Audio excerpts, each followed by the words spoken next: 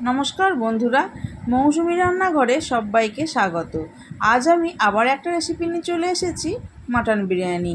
খুব কম ঝামেলা ছাড়াই বাড়িতে কিভাবে খুব সহজে মাটন বিরিয়ানি বানাবেন দেখে নিন আজকের ভিডিওতে। আর এইভাবে মাটন বিরিয়ানি বানালে মাটনটা হবে একদম নরম তুলতুলে, আলু হবে পারফেক্ট সেদ্ধ, আর রাইসটা হবে একদম ঝুরঝুরে। তাহলে বন্ধুরা চলুন শুরু করি আজকের রেসিপি মাটন বিরিয়ানি। বিরিয়ানি বানানোর জন্য আমি 750 গ্রাম বাসমতি চাল নিয়েছি। চালটা ভালোভাবে ধুয়ে নেব। যতক্ষণ না পর্যন্ত চালের জলটা পরিষ্কার হচ্ছে ততক্ষণ চালটা ধুয়ে নিতে হবে। চাল ধোয়ার সময় খেয়াল রাখবেন, খুব বেশি প্রেসার দিয়ে চালটা ধোয়া যাবে না, তাহলে চাল ফেটে যাবে আর ভাতটা তৈরি করার সময় ভেঙে যাবে। ভাত ভেঙে গেলে স্বাদের কোনো পরিবর্তন হয় না ঠিকই, কিন্তু দেখতে ভালো লাগে না। তাই হালকা হাতে বারবার জল পাল্টে চালটা ধুয়ে নিতে হবে। চাল পরিষ্কার করে ধুয়ে নিয়েছি। এইবার জল দিয়ে চালটা 1 ঘন্টা ভিজিয়ে রাখবো। চলে যাচ্ছি পরের স্টেপে। কড়াইয়ে কিছুটা সাদা তেল গরম হতে দিয়েছিলাম। তেলটা খুব ভালোভাবে গরম হয়ে গেছে। এইবার কিছুটা পেঁয়াজ তেলের মধ্যে দিয়ে দিলাম। পেঁয়াজের বেরেস্তা বানিয়ে নেব। পেঁয়াজ বেরেস্তা বানানোর জন্য পেঁয়াজটা একদম সরু করে কাটতে হবে। বেরেস্তা ভাজার সময় নুন হলুদ কিছুই দেব না। গ্যাসের ফ্লেমটা হাইতে রেখে পেঁয়াজটা গোল্ডেন ব্রাউন কালার হওয়া পর্যন্ত ভেজে নেব। দেখুন পেঁয়াজটা হালকা গোল্ডেন কালার চলে এসেছে। এই সময় তুলে নিচ্ছি। পেঁয়াজটা তুলে নেওয়ার পরও যতক্ষণ গরম থাকবে ততক্ষণ কিন্তু পেঁয়াজটা কুক হতে থাকবে, তখন কালারটা আরেকটু ডিপ হয়ে যাবে। একটা ছান্তার মধ্যে পেঁয়াজটা তুলে নিয়ে খুন্তির সাহায্যে চেপে যতটা সম্ভব তেল বের করে দিয়ে পেঁয়াজ বেরেস্তাটা একটা থালার মধ্যে তুলে নিচ্ছি। সমস্ত বেরেস্তা তুলে নিয়ে এইবার তেলের মধ্যে দিয়ে দিচ্ছি বড় বড় সাইজ করে কেটে রাখা আলু। একটা মাঝারি সাইজের আলুকে 2 টুকরো করেছি। একটু নুন দিয়ে আলুটা খুব ভালোভাবে ভেজে নেব। আলু লাল করে ভাজা হয়ে গেছে, তুলে নিচ্ছি। মশলাটা রেডি করে নেব। মিক্সিং বোলের মধ্যে নিয়ে নিলাম কিছুটা পরিমাণ রসুন, একটা বড় সাইজে কুচানো পেঁয়াজ, কিছুটা আদা, সামান্য একটু জল দিয়ে এই মশলাটার একদম মিহি পেস্ট করে নিলাম। 600 গ্রাম মাটন আর 750 গ্রাম চালের বিরিয়ানি করার জন্য আমি এই পরিমাণ মশলা নিলাম। আর মাংসের টুকরোগুলো মাঝারি সাইজের কেটেছি, খুব বেশি বড় রাখিনি। একটু চর্বিও নিয়েছি। চর্বিযুক্ত মাটন দিয়ে রান্না করলে বিরিয়ানির স্বাদটা বেশি ভালো হয়। এটা সম্পূর্ণ আমার মতামত। মাটনটা ম্যারিনেট করে নেব। দিয়ে দিলাম পরিমাণ মতো নুন, 1/2 টিস্পুন হলুদ, 1/2 টিস্পুন লঙ্কা গুঁড়ো, আদা পেঁয়াজ রসুনের পেস্ট, 100 গ্রাম টক দই খুব ভালো করে ফেটিয়ে দিয়ে দিলাম, 1 টিস্পুন বিরিয়ানি মশলা। আমি সানরাইজে বিরিয়ানি মশলাটা ব্যবহার করি। আগে থেকে যে পেঁয়াজ বেরেস্তাটা করে রেখেছিলাম সেটা অর্ধেকটা মাংসের মধ্যে দিয়ে দেব। এইবার হাত দিয়ে সমস্ত উপকরণ মাংসের সাথে খুব ভালো করে মেখে নেব। তারপর ঢাকা দিয়ে কিছুক্ষণ রেখে দেব। আমি 30 মিনিট রেখেছিলাম। আমার হাতে যেহেতু সময় কম ছিল, আপনারা ইচ্ছা করলে 1 থেকে 1.5 ঘন্টাও রাখতে পারেন। যত বেশি সময় ধরে মাংস ম্যারিনেট করে রাখবেন মাংসের স্বাদ তত ভালো হবে। প্রায় 30 মিনিট পর ফিরে এসেছি। দেখুন তেলটা ওপরে ভেসে উঠেছে। এইবার রান্নাটা শুরু করব।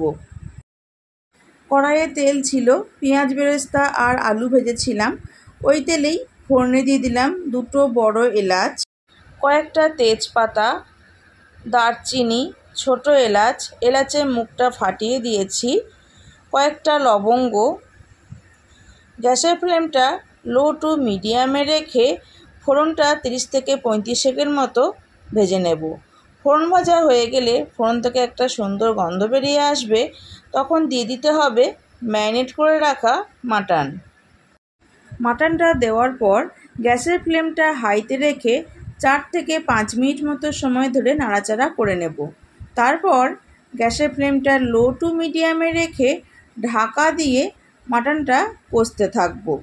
আর মাঝে মধ্যে ঢাকা খুলে নাড়াচাড়া করে দিতে হবে, তাহলে মাংসটা কষার সাথে সাথে 80% সেদ্ধ হয়ে যাবে। মাংসটা হতে থাক, ততক্ষণে বিরিয়ানির ভাতটা রেডি করে নেব। ডেচকির মধ্যে বেশ কিছুটা পরিমাণ জল গরম হতে বসিয়ে দিয়েছি। দিয়ে দিলাম একটু নুন, আর দিয়ে দেব 1 টেবিল স্পুন সাদা তেল। সাদা তেল দিয়ে জলটা গরম করলে ভাতগুলো একটার সাথে একটা আটকে যাবে না। দিয়ে দিলাম 2 তেজপাতা আর 2 টুকরো দারচিনি। তারপর ঢাকা দিয়ে জলটা খুব ভালোভাবে গরম হওয়ার জন্য অপেক্ষা করতে হবে। দেখেই বুঝতে পারছেন জলটা খুব ভালোভাবে গরম হয়ে গেছে। এইবার আগে থেকে ভিজিয়ে রাখা বাসমতি চাল জলের মধ্যে দিয়ে দেবো। এদিকে মাংসটা একটু নাড়াচাড়া করে নেব। দেখুন মাংস থেকে কিন্তু তেল ছাড়তে শুরু করে দিয়েছে। এদিকে ভাতটাও রেডি হয়ে গেছে। দেখুন একটু চাপ দিলেই ভাতটা ভেঙে যাচ্ছে। এই সময় গ্যাসের ফ্লেমটা অফ করে দিতে হবে। আর ভাতটা কিন্তু পুরোপুরিভাবে সেদ্ধ করা যাবে না, 80% সেদ্ধ করতে হবে। ভাতের ফ্যানটা ঝরানোর জন্য একটা বড় ডেচকির ওপরে ছিদ্রযুক্ত একটি পাত্র বসিয়ে ছাঁকনির সাহায্যে ভাতটা তুলে ওই ছিদ্রযুক্ত পাত্রের ওপর দিয়ে দেব। এইভাবে করলে ভাতের ফ্যানটা খুব ভালোভাবে ঝরে যায় আর ভাতটা নরম হয়ে যাওয়ার চান্স থাকে না। আপনাদের যদি এইরকম ছিদ্রযুক্ত বড় পাত্র না থাকে, তাহলে ভাতের ফ্যানটা ঝরিয়ে নিয়ে একটা পরিষ্কার কাপড়ের ওপরে ভাতটা ছড়িয়ে দিলেই ভাতের ফ্যানটা কিন্তু পুরোপুরিভাবে শুকিয়ে যাবে। ভাতের মধ্যে যে তেজপাতা দারচিনি দিয়েছিলাম সেইগুলো ফেলে দিলাম। লো টু মিডিয়াম ফ্লেমে প্রায় 30 থেকে 35 সেকেন্ড মতো সময় ধরে মাংসটা কষিয়ে নিয়েছি। দেখুন মাংস থেকে তেলটা খুব ভালোভাবে রিলিজ করে দিয়েছে আর মাংসটাও 80% সেদ্ধ হয়ে গেছে। এই সময় গ্যাসের ফ্লেমটা অফ করে দিলাম। তারপর বাকি সেদ্ধটা করে নেওয়ার জন্য প্রেসার কুকারের মধ্যে মাংসটা দিয়ে দিচ্ছি। মাংসের ওপরে দিয়ে দেব ভেজে রাখা আলু, আর জল দেব খুবই অল্প। মাংসটা ডুবে থাকবে ঠিক সেই রকম জল দেব, আলু ডোবা অবধি জল কিন্তু দেব না। তারপর গ্যাসের ফ্লেমটা হাইতে রেখেই একটা সিটি দিয়ে গ্যাসের ফ্লেমটা অফ করে দেবো। একের বেশি সিটি পড়লে কিন্তু মাংস আর আলু দুটোই ওভারকুক হয়ে যাবে। আলুর ওপরে মাংসের গ্রেভি আর তেলটা দিয়ে দিলাম। এইবার ওই কড়াইটা ধুয়ে একটু জল দিচ্ছি। আরও একটু জলের প্রয়োজন, দিয়ে দিলাম। দেখুন যে পরিমাণ জল দিয়েছি আলু কিন্তু ডোবেনি, মাংসটা ডুবেছে। একটা সিটি দেওয়ার পর প্রেসার কুকারের ঢাকনাটা কিন্তু সঙ্গে সঙ্গে খুলব না।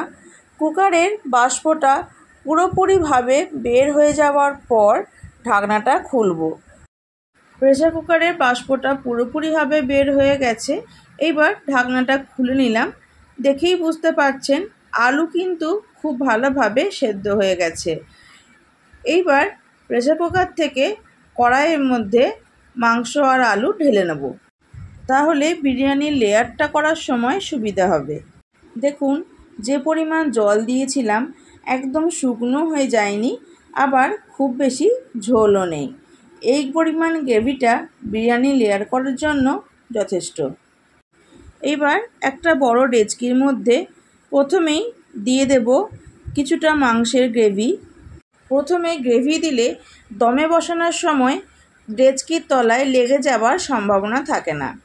গ্রেভির ওপরে দিয়ে দেব কিছুটা পরিমাণ ভাত। ভাতটা ডেচকির মধ্যে ছড়িয়ে দিয়ে ওপর থেকে দিয়ে দেব কিছুটা আলু আর মাংস। মাংস আর আলু দেওয়ার পর ওপর থেকে দিয়ে দিচ্ছি কিছুটা বেরেস্তা, দিয়ে দেব কিছুটা পরিমাণ বিরিয়ানি মশলা। আগেই যে বিরিয়ানি মশলাটা দেখিয়েছিলাম সানরাইজ বিরিয়ানি মশলা, সেটাই দিয়ে দিলাম। দিয়ে দিলাম 2 টিস্পুন ঘি। আমি বাড়িতে বিরিয়ানি বানালে ঘিয়ের পরিমাণটা একটু কম দিই। আপনারা চাইলে ঘিয়ের পরিমাণটা আর একটু বেশি দিতে পারেন। তারপর ওপর থেকে আবারও ভাতের একটা লেয়ার করে নেব।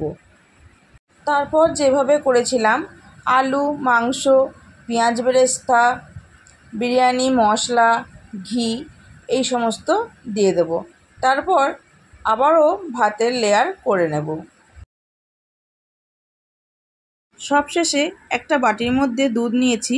দুধের মধ্যে দিয়ে দেব 1 টিস্পুন গোলাপ জল আর 1 টিস্পুন কেওড়া জল, একটু ফ্লেভার আনার জন্য। বাড়িতে বিরিয়ানি বানালে আমি মিঠা আতরটা ব্যবহার করি না, উগ্র স্মেল আসে, সেটা সবার পছন্দ হয় না। আপনাদের যদি ইচ্ছা হয় একটু মিঠা আতর দুধের সঙ্গে এই সময় দিয়ে দিতে পারেন। এইবার গোলাপ জল, কেওড়া জল মিশ্রিত দুধ বিরিয়ানির লেয়ারের ওপর ছড়িয়ে দিলাম।